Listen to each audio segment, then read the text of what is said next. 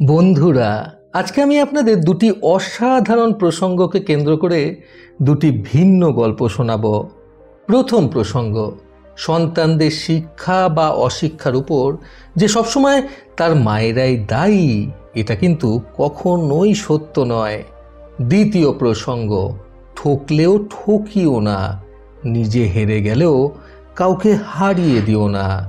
চ্যানেলে নতুন হলে সাবস্ক্রাইব করতে ভুলবেন না এবং অবশ্যই গল্প দুটি ভালো লাগলে একটা লাইক আশা করব। শুরু করছি আজকের প্রথম গল্প।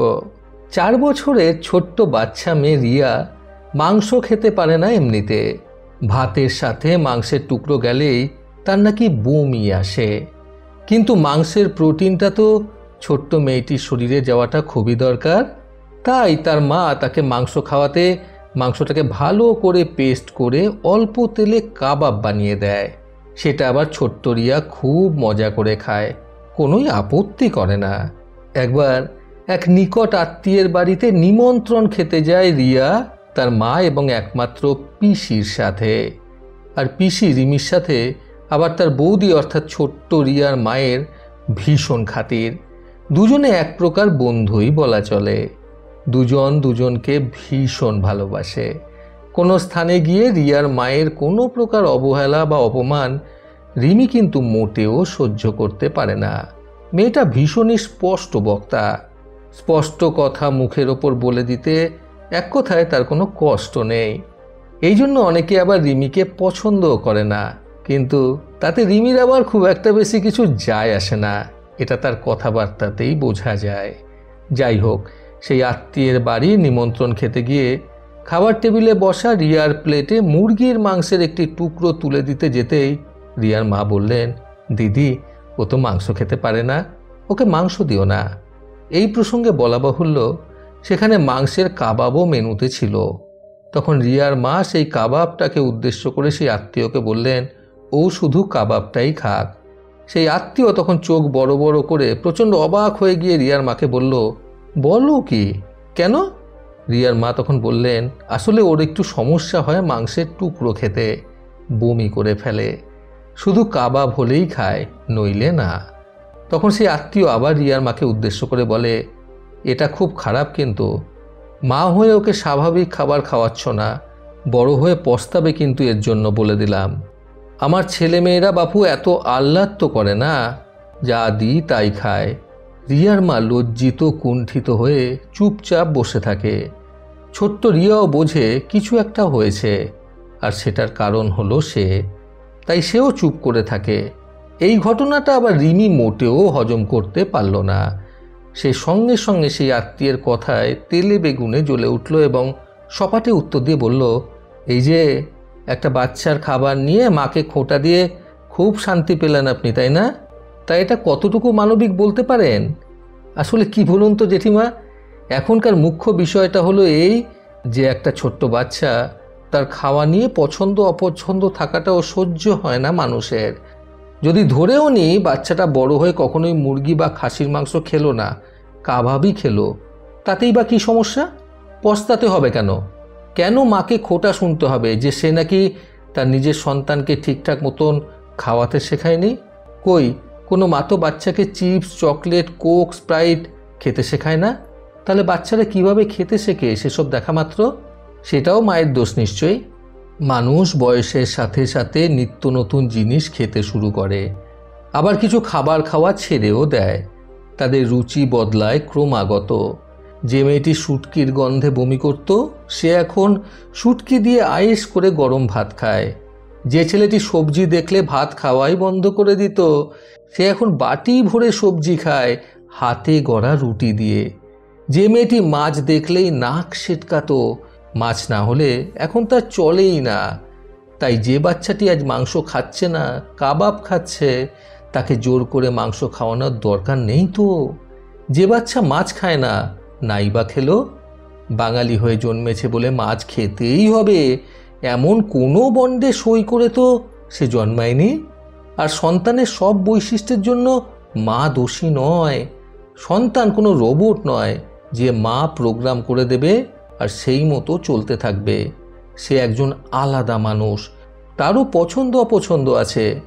এই কথা বলে রিমি নিজের কথা শেষ করে সেখান থেকে উঠে চলে যায়। আর উচিত শিক্ষা পেয়ে সেই আত্মীয় তখন চুপচাপ সেখানে বসে থাকে। বন্ধুরা, সকল মায়েদের সম্মান করতে আজকের এই প্রথম গল্প থেকে শিক্ষণীয় 3টি কথা সর্বদা মনে রাখুন। প্রথমত, সব কিছুই কিন্তু মা শিখিয়ে দেয় না। সন্তানের সব কাজের জন্য, স্বভাবের জন্য মা কিন্তু দায়ী নয়। দ্বিতীয়ত, অপর এক মাকে খোঁটা দিয়ে যারা মনে মনে খুশি হয় তাদের প্রত্যেককেই এই জঘন্য স্বভাব পাল্টানোর চেষ্টা করা উচিত। তৃতীয়ত, সন্তানের যোগ্য মা হয়ে ওঠা কিন্তু মোটেও সামান্য বিষয় নয়। শুরু করছি আজকের দ্বিতীয় গল্প। একদিন এক ঠাকুমা তার বছর 19-এর নাতিকে ওনাদের জীবনের পুরনো কিছু গল্পের কথা বলছিলেন এবং সেগুলো বলতে বলতে ওনার চোখে ওনার মনের অজান্তেই বেশ খানিকটা জল জমা হয়ে যায়। তখন ওনার নাতিও নিজের প্রেমিকার থেকে প্রতারিত হওয়ার প্রসঙ্গটা নিজের ঠাকুমার সাথে ভাগ করে নেয়, যাতে সে কিছুটা হালকা হতে পারে। তখন সবটা শুনে তিনি ওনার নাতিকে উদ্দেশ্য করে বললেন, দাদু ভাই, আমি আজকে তোমাকে বেশ কতগুলি গুরুত্বপূর্ণ কথা বলছে। মাথায় রেখো, নিজে ঠকলেও কিন্তু তুমি কখনো কাউকে ঠকিও না। অন্যকে ঠকিয়ে তুমি জিতে যাবে সেটা আবার হয় নাকি? কাউকে ঠকালে তোমাকেও যে ঠকতে হবে দাদু ভাই। যে ঠকায় সে ঠকে। তুমি এক মানুষ ঠকাও, তোমাকে বাকি সবে ঠকায়। তুমি যাদের কাঁদাও আবার তারা অন্যদের কাঁদায়। এভাবে ফিরতে ফিরতে কান্না তোমার দিকেও ফিরবে। ঠকিয়ে কেউ না ঠকে পারে না। মানুষ ক্ষমা করতে পারে, কিন্তু রীতি প্রকৃতি কখনোই ক্ষমা করে না।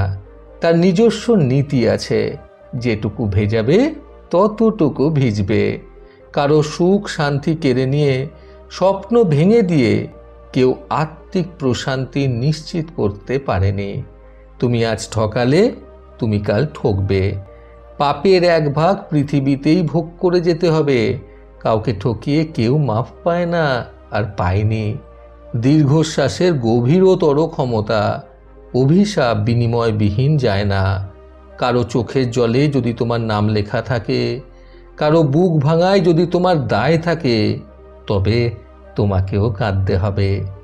বুকের মাঝে লাগবে ব্যথা আরও অধিক। সাময়িকের জন্য বিজয় মিছিল করতে পারো, কিন্তু ধ্বংস ফেরাতে পারবে না। কারো যেটুকু ক্ষতি করেছ তার অধিক ক্ষত সারা জীবন বয়ে বেড়াতে হবে তোমাকে। কারণ প্রকৃতি প্রতিশোধ নিতে জানে, তাকে অনুরোধ জানাতে হয় না। মানুষকে ঠকিও না, আর কারো বিশ্বাসভঙ্গের কারণ হয় না। মানুষের অভিশাপের চেয়ে ক্ষতির বড় কোনো অস্ত্র নেই।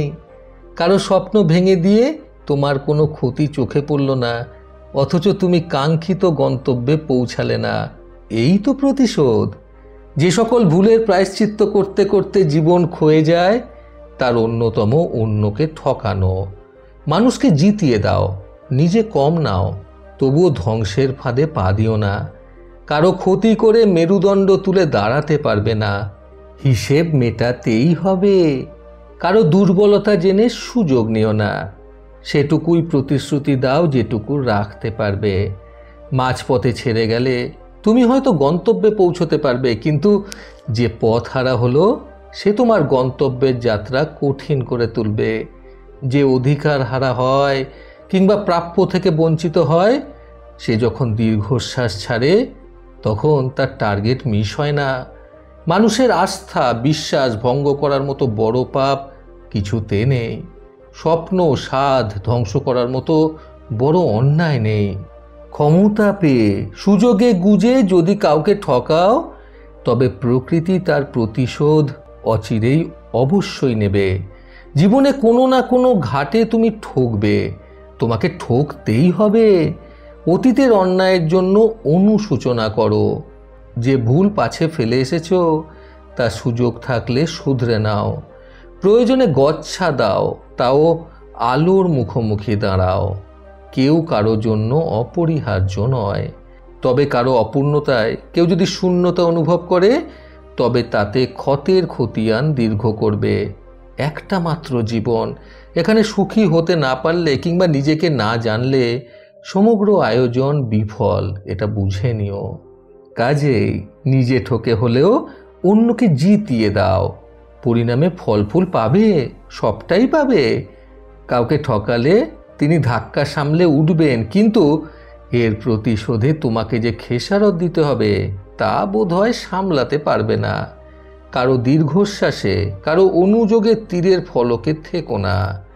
যেটুকু পারো দাও, কিন্তু অন্যায়ভাবে কারো থেকে নিও না। মন ভেঙো না।